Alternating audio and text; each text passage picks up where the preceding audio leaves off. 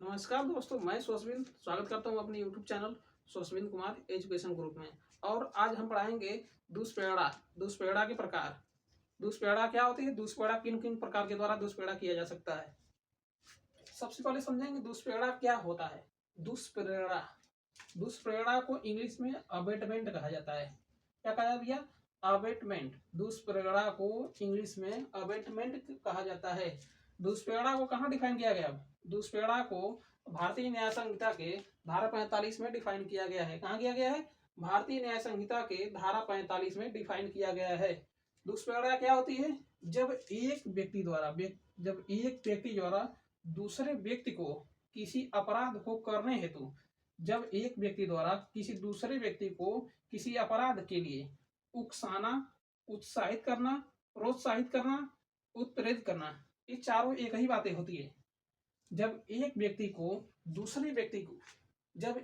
के द्वारा दूसरे व्यक्ति को किसी अपराध को करने के लिए उकसाना, उत्साहित करना, प्रोत्साहित करना या उत्प्रेरित करना ही दुष्प्रेरणा कहलाता है। अगर हम दुष्प्रेरणा के बारे में नहीं जानते हैं तो आइए इसके शब्द से निकालें दुष्प्रेरणा क्या होती है। दूसरे को, प्रेरणा का मतलब प्रोत्साहित।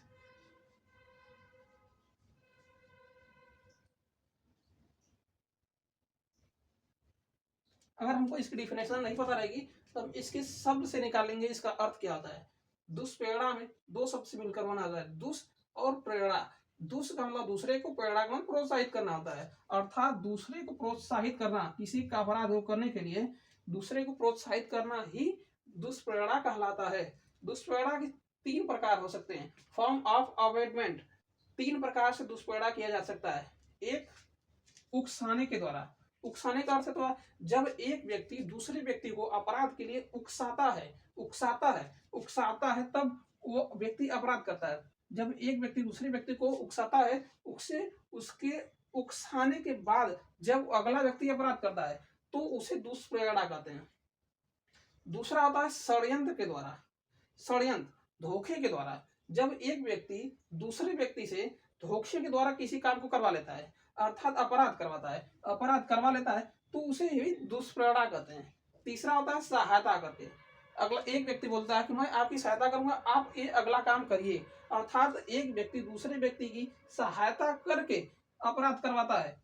तो इसमें व्यक्ति अपराध करता है, पहला व्यक्ति अपराध करता है, दूसरा व्यक्ति दूर चला जाता है, अर्थात पहला व्यक्ति अपराध में फंस जाता है।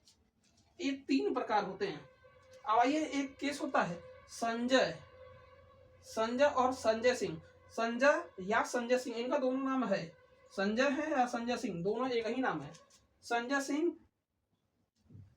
Versus state of Madhya Pradesh. एक केस होता है Sanjay Singh versus state of Madhya Pradesh. एक व्यक्ति होता है अपने वाइफ को बोलता है कि आप कूद के मर जाइए। एक व्यक्ति अपने वाइफ को बस इतना बोलता है कि आप कूद के मर जाइए। कुछ समय के बाद उनकी वाइफ खुद से क्या होता है, खुद से फांसी लगा लेती हैं।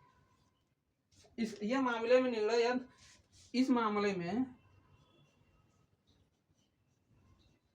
न्यायालय के द्वारा निर्णय यह दिया जाता है कि एक व्यक्ति के द्वारा उत्साया नहीं गया है, बस एक व्यक्ति दूसरे व्यक्ति को मजाक में बस बोला। मतलब एक व्यक्ति, पहला व्यक्ति है जो अपनी वाइफ को केवल मजाक में बोला है, अर्थात इसको उत्साहना नहीं करते हैं। इस मामले में व्यक्ति को सजा नहीं हुई,